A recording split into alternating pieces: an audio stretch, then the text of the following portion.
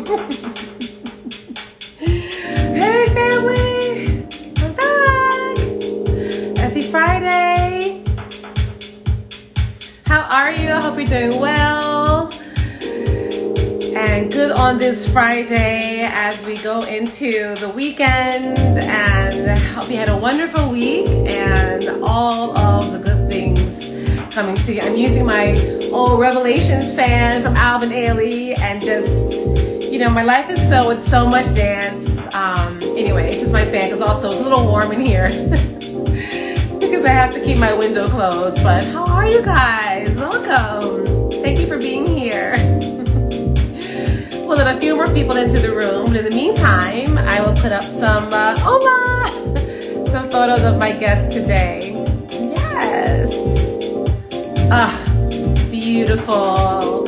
Ashwini Ramaswamy. I'm so excited to talk to her today. Welcome. Thank you. Yay, happy Friday. It's a beautiful day. Oh, behind me? Yes, thank you. Thank you. Noah G. Pop on my right, and Akil Ka on my left. Thank you. Yes. Hope you guys are great. We'll let some more folks join, hopefully, and then I'll jump right in. Yes. Welcome. Awesome.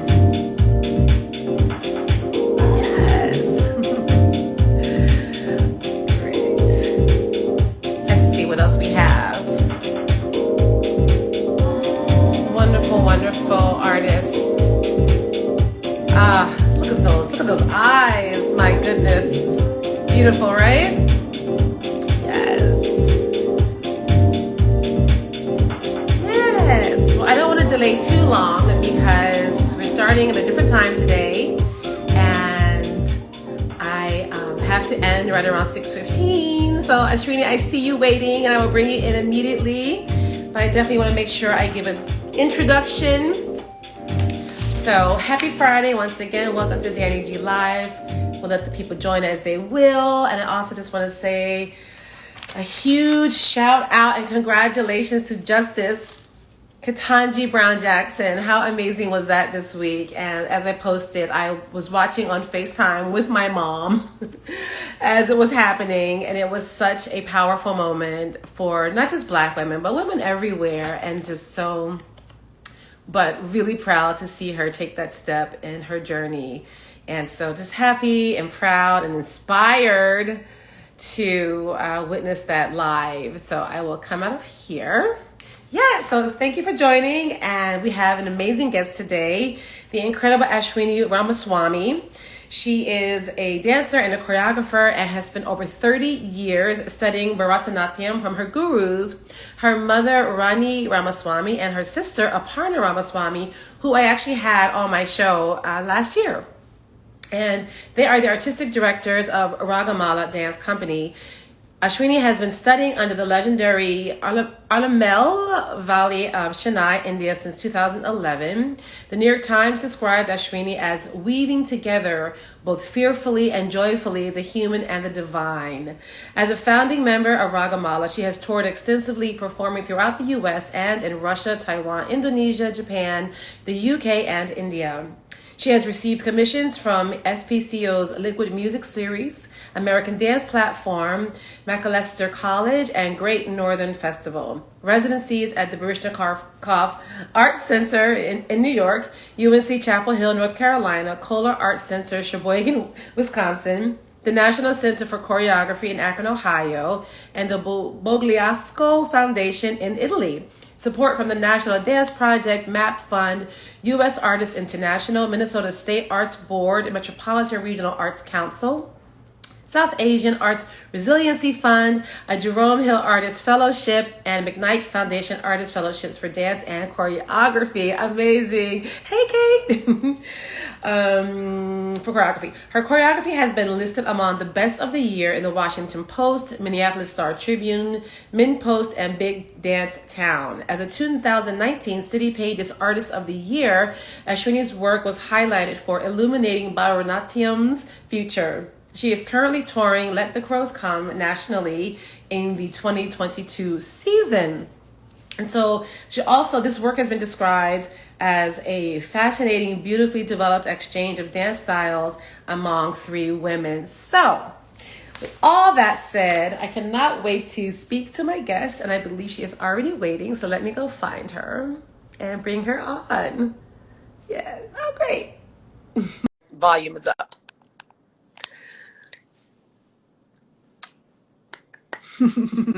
Yes. Hi. Hi, so wonderful to see you again. Can you hear me okay? I can hear you perfectly. Okay, great. Perfectly. I am in Los Angeles right now. Okay. And I'm so happy because it's snowing where I'm from in Minneapolis. So I'm just outside enjoying while I can. Yes. Well, thank you for doing this. I know we had to do it at a special time, and I wanted get right into it because I have to finish around my normal time because I'm going to see another dance performance tonight. I've been seeing so much dance. I feel like dance is back in New York, and it's so exciting. And first of all, thank you. How are you? How are you feeling? Where you are, and just you look like you're in a beautiful setting. Tell us about where you are. Yes, I'm at the Soraya. It's a beautiful theater here in Southern California. Mm-hmm. Ragamala Dance Company is presenting Fires of Varanasi, which you saw at the Joyce, here tomorrow night. So I popped out of tech to chat with you. Oh my God. Okay, so we'll get right to it. We're fine. There's a company of 9 other dancers that can be under the lights, but I'm and then I leave Monday for Baryshnikov next week. Absolutely. So just to give a little backstory, so the commission is Let the Crows Come, and it was started as part of a residency program with Baryshnikov Arts Center in 2018, and the piece was supposed to premiere at the Baryshnikov Arts Center in 2020 in the spring, and of course we all know what happened. And so tell us about, well, first of all, your company, your mothers and your sisters and your company, your family company, I want to call it, was the first company back at the Joyce in 2021. Last year was the first company to reopen the Joyce with that beautiful piece, Fires of Varanasi. Am I saying that correctly? That's right. Okay, perfect. Yes. And that's where I got to meet all of you in person. It was wonderful, and it was so meditative. And I think coming back with that ballet to the Joyce, it felt so healing, and it was a beautiful evening, full length work. And so now you're coming back to New York with your own work, and that's very exciting. But what I'm really curious about, because I definitely want to get into the meaning of the work and your collaborators, but since 2020 was the original premiere date, and now it's been 2 years later, how have you kept the work alive, and has it changed at all from 2020 to now? So I'm lucky to be able to have become very close friends with the 2 other women in the performance with me. And so we've kept in touch. We've been doing some touring since September of this work. So we kind of got back into it in the fall. In that meantime, we worked on our own. And as I said, we developed our friendship, which I think changed how we move out together on stage. Because when we first premiered it in 2019, we were still kind of figuring things out on stage. It was, how a premiere can change so much over time, especially as you change as a person. So I would say that it's more that we are different people now than 2 years ago, and the work has evolved in our bodies. I don't think it's changed. If you saw it in 2019, you see it again. I don't know if you'd necessarily notice a strong change, but I know that internally, we as women, as we're all choreographers, we're all cultural practitioners, and I feel like a different person doing the show now, and I'm really excited to bring it back to BAC where it all started. Absolutely. And where are they based? Both dancers are in Minneapolis with me. Oh, Yes. Perfect. Okay, perfect. Yes. And so one of the artists, she is, I have it written down here, Afro Modern, and that's Alana Morris, right? Yes, And yes. then Barit, I don't want to say her name wrong, Algren? Barrett Algren. Barrett Algren. And I'd say Alana is more, she's very trained. She's a modern dancer trained. She's went to Juilliard. She's from New York. She, in the past, I would say maybe 10 years, she's from Trinidad originally, her family is. And so she's been researching African diasporic forms since then. So she's really, her training is modern, Graham, that kind of work. And then she's been doing these explorations of African diasporic movement that I find fascinating. And so she's weaving all that together in her sections. And then Barrett is certified in Gaga. She's learned in Israel. She's a beautiful mover also. And those are styles that I'm just so interested in. And the piece came about with me being kind of like, well, I do Bharatanatyam, but I want to dip my hands into these other worlds, but I can't choreograph that directly. How can we work together to translate, transform what I know into what they're doing? Right. And so, you know, I love that, because obviously what you're doing is rooted in so much ritual and history and legacy. And for her studies, as well as the history, you know, I don't know so much about the Gaga technique, what that's rooted in, as much as I do as of course, the African diasporic work. But I feel like that will lend itself so beautifully, and obviously it has, to this work and the studies. And I appreciate that you saying you couldn't choreograph in that way, so you want to bring in collaborators to collaborate with you, because that's just real, and I'm sure for them as well. And I love how the name, because I say it so haltingly, the style that you're dancing, or I don't want to call it style, I mean, but form. The form, thank you. The form just rolls off your tongue, because of course it does. But can you just explain, your sister spoke about it so beautifully as well last year when I got to interview Aparna. I was in the room. I was listening. Yeah, that interview. I met you in the Joyce Lobby. You were like, I was right there. It was so great. But tell me in your words what the form, you know, means to you. So Bharatanatyam is said to be one of the oldest forms of dance in the world. It dates back thousands of years, goes to began in the temples of southeastern India as a way to bring the spiritual world into the corporeal world. Like dancers were mediums telling the stories of Hinduism to the public, and they channeled this absolute spirituality. They lived it, they breathed it, and that is something that can't be separated from the form, the idea of spirituality. And it's a vehicle for spirituality. So I still very much feel that way. I've never been extremely religious. I consider myself very spiritual. I identify as Hindu. A lot of, but I feel like I feel at most spiritual and at most connected to Hinduism, to India, when I'm performing, when I'm practicing, when Bharatanatyam is the medium. So that's kind of something that it's taken me a longer route than my sister. So I'm younger, and I kind of dabbled with other interests when I was younger. And so I think part of the reason that this show spoke to me, the idea of the show, is to show that I grew up here and have all these different interests, and I'm interested in other forms. But as I said, I'm not going to perform another form, and I'm not going to teach somebody else Bharatanatyam. So how can we create these kindred relationships on stage without appropriating each other's forms, but really unionizing and harmonizing in a way that people can see that we're communicating and we're kind of harmonizing, as I say, but it's not a regurgitation. Oh, I love that. You know, I saw something else recently with was it Latasha Barnes, where she does bring in people that are like just like experienced whackers, and then you've got Lindy Hoppers and hip hop dancers. And even though they're all different in their own forms, but they work together so beautifully. But you can also see the influence on all of it, and it's movement. And so you were quoted somewhere saying that you grew up really very much an American kid. so talk about that, and being in your family that's, you know, so rooted in this history. Yes. So just to go back to what you're saying, it's showing that we're all human, right? Even though we're doing these different forms, it's showing the human and the commonalities between us all. But yes, I was born here. I was born in Minneapolis. My sister was born in India. My mother was born in India. And it's funny because even though my sister came over very young, she was 3, she's so much more Indian, you know, by her desire was always to go back to India and experience more and more of India. Whereas I grew up always being kind of like, well, what being Indian makes me different than all the other kids in my school. It makes me feel like an outsider, and I want to be like everybody else, kind of thing.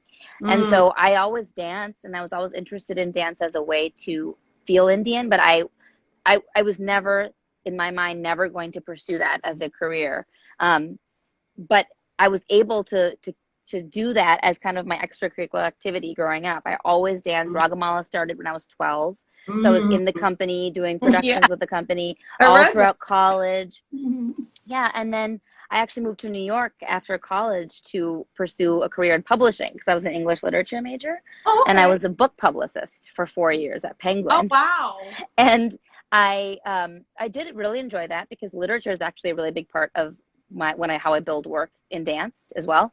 But I really missed my family. I really missed performing. I missed that spirituality, that connection. It wasn't I realized that it was not something that I could just put away. And that if I was going to kind of embrace dance as a career, at this time I was about 26, that was the time, you know, to do it. I was like, this is the time to go back and see what you're meant to do. And I haven't looked back. And that was in 2007. That's full. So I spent many, many years kind of recommitting to technique, just dancing. There was no choreography even in my mind thinking about being a choreographer. It wasn't what I was interested in until I was at least much more grounded in my training. And then I started having, you know, ideas about what things I wanted to talk about and convey, kind of personal experiences that I felt were actually universal experiences, and wanting to convey those through movement. And so I started making work, and I'd say that was about 8 years ago. Oh, okay. And so I love that thought of the literature connected to your dance. But what I wanted to go back to, and I hope it's not a bad memory, but were there moments when you were, you know, teenage years and maybe trying to step away from the traditional? I mean, was there any sort of like teasing or shaming or bullying for your tradition? Yeah, I think there definitely was. I mean, the place I grew up was very white, suburb of Minneapolis, and homogenous. And I was the only kind of different looking person in mainly the school, I would say. 1%, it was like 1% minority or something. And you know, it was hard. Like, people were like, why do you speak that? What is that language you're speaking? Why does your like food smell weird? Where do you go? No. Why are, you know, it's just, it's, I wish I was stronger about it and was like, and stood up to that. But that's hard. And so it was like living two lives. At home was very different than at school. But at the same time, I always danced, and I did always invite friends to my performances, and I did dance at my school. And so I did get positive feedback to dance from people, but it's just hard. I think it's just hard for people to understand differences. And I think what we're doing with Ragamala in highlighting the differences between people as something beautiful, but also things have changed a lot. I'm not saying that everything is perfect, but the same high school that I went to back then, one of the dancers in Fires of Varanasi went to that high school, and he just graduated 2 years ago, and it feels like a very different place now. So that's good. I find that's similar to sort of, I mean, I grew up way, you know, in my high school that I went to in the early 80s. It was very white, and you know, I found not that there was any sort of like weirdness or bullying or teasing, but I found myself, like, you know, similar to you, trying to fit in and, you know, adapt to all these new things, and, you know, going home, and my neighborhood friends were like, "Why are you talking like that?" Because I was trying to be like, you know, this was like proper, for lack of a better way to say it, I was trying to be a little white girl, and it's just, you know, why are you talking like that, you know? And but then I remember soon after that, like 2-3 years after starting to attend that high school, but it was also because too, I was just starting to really dance formally, and I was also the only little black girl in my class, and I just really wanted to be like everybody else, and these perfect bunhead girls that have been training since they were 5, And so, but it wasn't until I started training at the Philadelphia Dance Company in Philadelphia, in Philly, in West Philadelphia, around this beautiful mix of Black and brown people, that I was just like, yeah, okay, I'm good. I'm good with you. Yeah. This is exactly who I am, for real, for Yeah. real. And I Yeah, it's hadn't amazing when you find that. code switch, and all that. So Yeah. absolutely. And tell me about, because you coming to New York and literature and publishing, I'm just like, okay, I was expecting that. Tell me how the literature works into your work. So, as I mentioned, I was a English literature major in college, and Mm-hmm. so I've always been, and I was a bookworm growing up, and I've always loved the way. Well, so Bharatanatyam is narrative driven. It Mm-hmm. does have everything doesn't have to tell a story. There's different aspects, but at its core, it is spiritual and narrative driven. So in creating a piece, it's very important to have some sort of narrative structure thematically, and it's for me very important that it has layers of meaning, and Mm-hmm. to bring in this idea of being kind of a citizen of the world, not just from one place. I Mm-hmm. like to take inspiration from various sources, whether it be poetry or novels or nonfiction. So the first piece I choreographed was called Nocturne, which was inspired by my grandfather, who's an entomologist. He's passed away since, but so he studied insects. He was a professor, and he would talk about these insects and how they made such a huge difference in the world, and nobody knew that, and especially these nocturnal insects that nobody saw even. And so I was like interested in this idea of nighttime as a place where all these things happen that nobody knows and understands, and so I took like poems from India and poems from like Borges, and I kind of wove that into the narrative framework, kind of the script, if you will, of the show. Mm-hmm. And Mm-hmm. so the literary sources are very, very important in building the narrative, and then being able to create the structures and create the gestural narrative language that happens in the piece. Mm-hmm. No, that's amazing. And so now, going forward with this work, and I mean, I read about it. I read up on the metaphors of the crows, what the crows symbolize. I think a lot of people, I think crows get a bad rap. That's how it all started. You know? Crows, everyone thinks that crows are these ominous creatures, but they're brilliant, and Yeah, they mate for life, and they recognize human faces, and they're like really cool if you read about them. they mate for life. I think so, Oh, I yeah. love that. I'm such Hmm. a romantic. I think my boyfriend popped it at one point. No, I love that they mate for life. They're like penguins, right? Penguins mate for life too, don't they? I do As think so, bonds. yes. Elephants. So tell us about the story of this work, and also second to that, how it connects with the different women and what they're telling in their portions. Yeah. So forgive me. There's a lot of layers to this, so forgive me if I lose you. But um, No, no. so the first thing was I read an article about crows and how they were all these things I'm telling you, and I was like, oh gosh, they're so interesting, and so many people are misunderstood. That's kind of what I was thinking. It's like you think something about somebody by looking at them or by something that they maybe post, and they are just there's so much more than that. And I was like, well, that's kind of Mm. crows are misunderstood. They get a bad rap. But then, and that was just a side thing. And then there is a ritual in Hinduism when somebody passes away.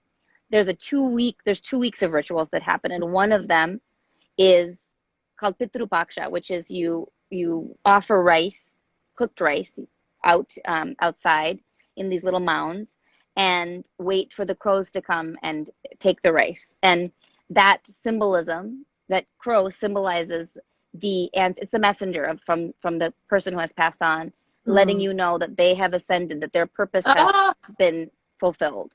And it's a way to connect you with the past in a way that yeah. is very still present. Mm-hmm. And in Ragamala's work and in my work, the past and the present and the future is fluid. And that's a very Hindu concept as well.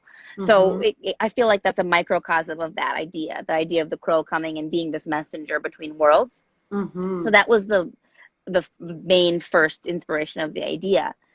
And then I found different literary sources that featured a crow as a more of a metaphor for something else. So there is a a form of poetry called Tamil Sangam poetry, which comes from the same region of India. I'm from South India, but it's pre-religion, and it's from when the environment was the religion. So everybody would worship the environment that they lived in, and it was believed that that environment affected your emotions, which of course we know that seasonal affective disorder or whatnot, right. you know, your environment makes a huge difference. Yeah. And it's also a way to protect your environment, because if you destroy the environment, you destroy yourself also. And so the crow crops up in some of these poems as a symbol of someone who's watching over, something that's watching over you. So I picked a few poems like that, and then the center of it is a trio, and that is based on a text, an Indian text, which it's Hinduism in India is very astrological. Like there's a tie between science and astrology and spirituality. And so there are these amazing texts that tell you the future based on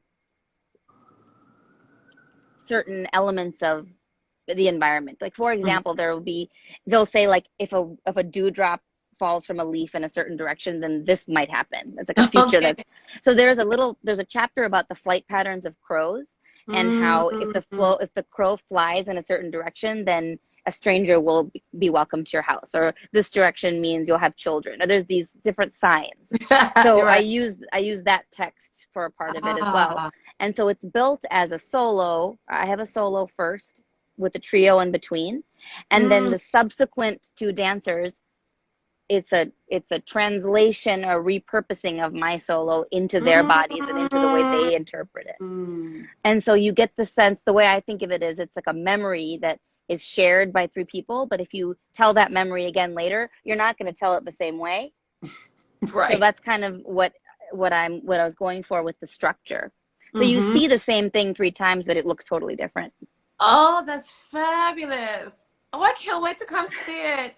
So if you guys are just joining, thank you, first of all, because I know it's a beautiful day out here in New York. So if it's like stopping to watch this live in real time, because I know we're all getting outside in these streets anymore. It's beautiful out here today in New York City. So thank you for watching in real time. I'm speaking with Ashwini Ramaswamy, and she will be debuting in New York her work, Let the Crows Come, at the Baryshnikov Arts Center starting on the 13th. I'll be there on the 13th. Ooh, thank you. And so this is what we're discussing today. And actually, a link to the show and tickets is in my bio. So if you want to check that out as well, please do so. But that sounds amazing. And also, so I love the essence of Gaga. So I think I'm most curious to see how that's translated with your solo and what you're doing. And tell us about the music of the work. Is it live? Is it recorded? It is live. And we have three composers and three kind of a hybrid orchestra that has a different soundscape for each soloist. And the way this all started was when the piece was first being conceived, and I had very few ideas. One of the things I really wanted to do was work with a DJ, because I saw a correlation between a DJ who takes a song that exists and remixes it to become something else, as a metaphor for like me, who's Indian and American and feels like culturally remixed differently at all times. Oh, I like that, culturally remixed. And so the commissioner of the work, Liquid Music, the executive director of that series, she suggested Jace Clayton, who lives in New York. He goes by DJ Rupture also. Okay. He's a fascinating artist who researches the contemporary manifestations of cultures through digitization, kind of. And he also is an author and a guest professor. And so he's just he's a fascinating person. And he was going to make the score for both Gaga and modern. And then my solo was classical Carnatic music. And then as we were in process, he and Kate, the Liquid Music director, and I were kind of like, well, I think it makes more sense to have three different soundscapes for the three different women, so that we can really highlight what we're trying to do. So I have an orchestra of violin, helicopter. Yeah, I had an ambulance out here earlier, so it's Carnatic violin, Carnatic vocals, and Carnatic percussion is my section. And then Barrett, who does the Gaga, she has Jace, who's DJing and turntabling and processing and doing all kinds of cool stuff. And Yeah. then Alana has Brent Arnold, who is an electroacoustic cellist, and he does looping. So his section is in tandem with the Carnatic, so they have a hybrid kind of thing going. So you'll Oh, see a lot of things on stage. I, If you I'm so make it out, we excited. have live. It's a music dance extravaganza. Now, is this your first time back to New York since you guys were at the Joyce? I actually danced. I did Let the Crows Come in Albany a couple weeks ago, and so I Okay. came to the city just for a couple of extra nights for that, Nice. but not Yeah. for this is this is my first performance back. Yeah. Oh, Hmm. wonderful. I just want to shout out Brenda Guha, who just joined. Hey, Brenda Guha. Another fabulous dancer, Katak dancer.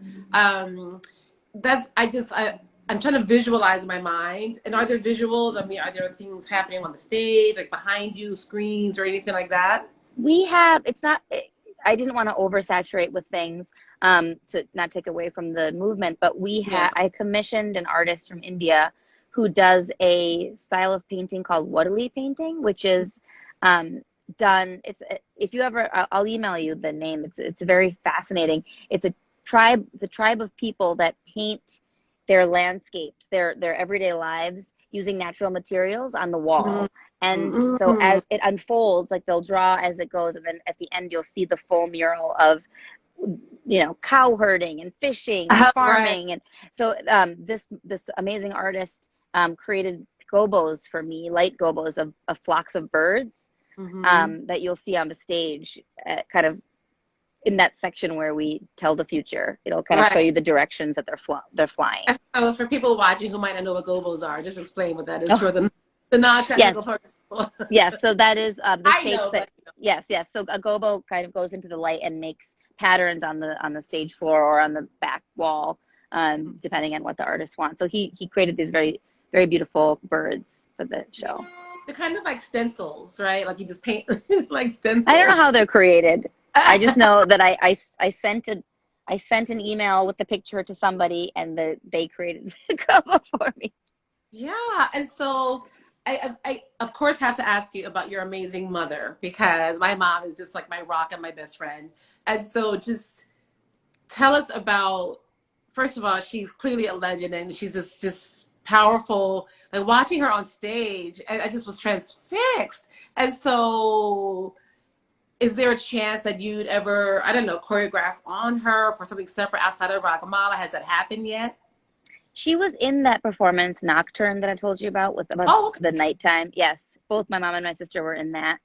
Oh, wonderful. Um, and I do think my mom is extremely excited about any like collaborative projects. She just loves, she Yes. loves, and she's like very proud of us when we have things happening. So Oh, yes, good. That was my next question. yes, I feel there are definitely things in my mind that would be perfect for her. I think of if I ever did a work where there was like a not an MC, but a storyteller that kind of tells the whole, comes in and out and tells the whole arc to the audience, or Mm-hmm. who's like the audience's in because her Mm-hmm. expressions are so nuanced, deep, so they're so clear without being over the top Yeah. that you just can watch her express all day long. She's just Yeah. so good. And Mm-hmm. so the idea of her being the conduit between the audience and maybe something else that's happening on stage, very close up or something like that, I think would be wonderful.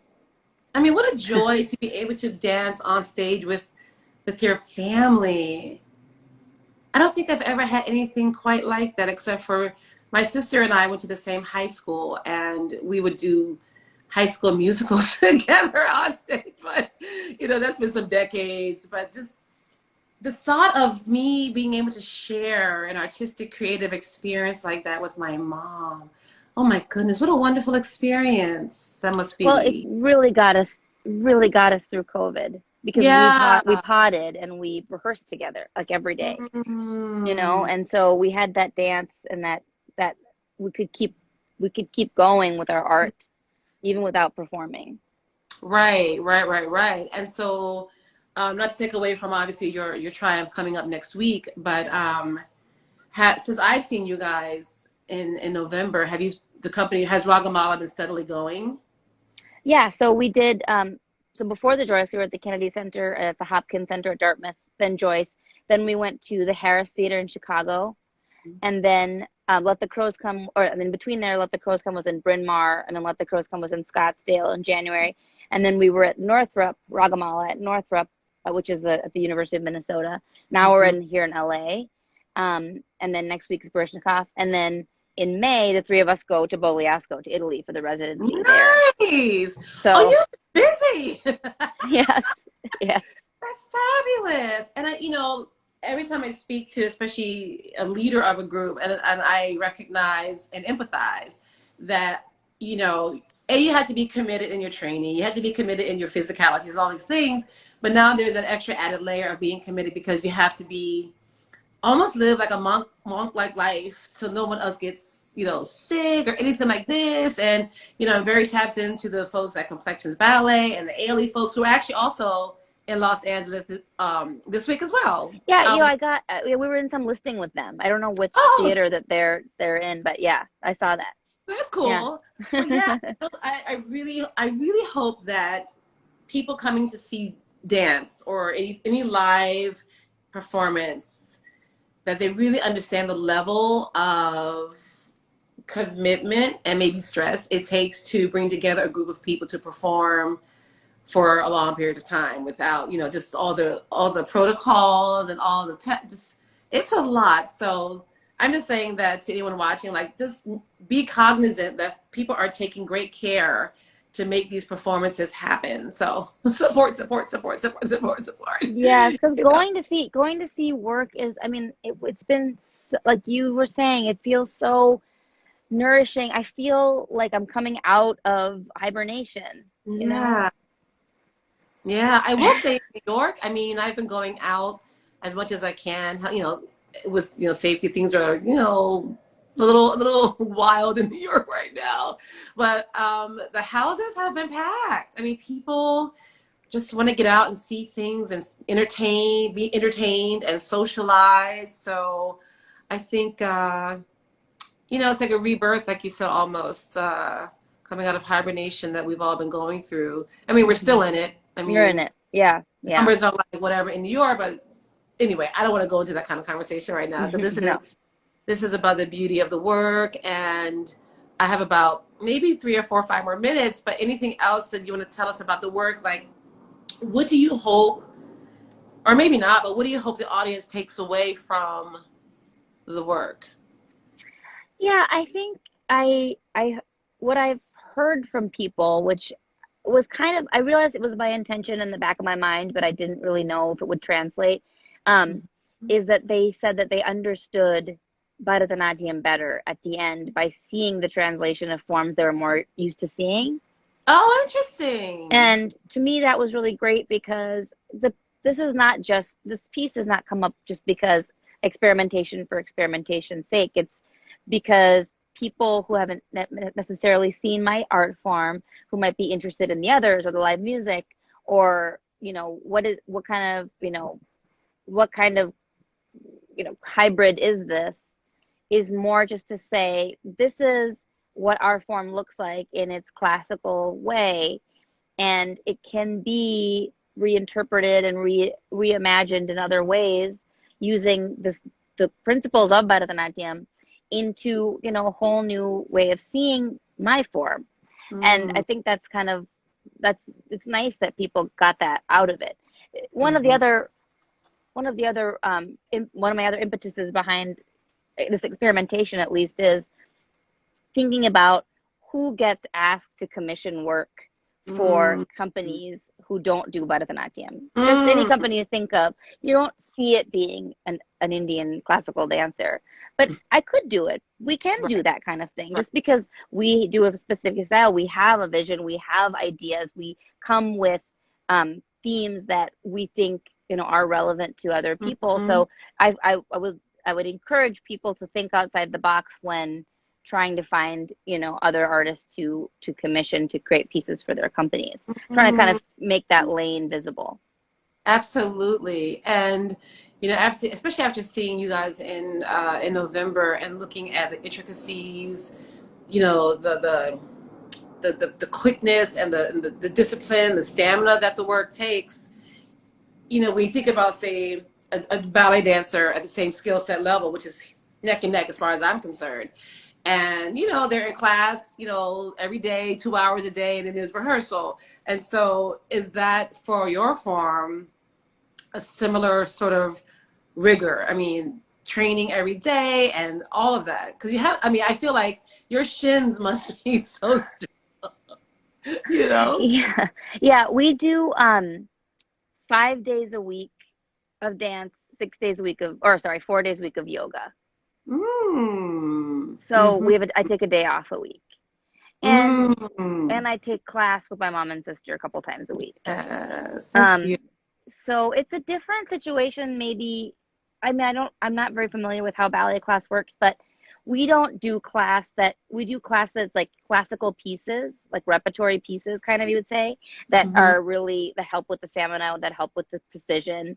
And then when you're trying to, it's the narrative, abhinaya it's called, that's the stuff that, like, it takes a lifetime. That's why my mother keeps getting better and better and better, because the more you lived, the more you can express a life, you know?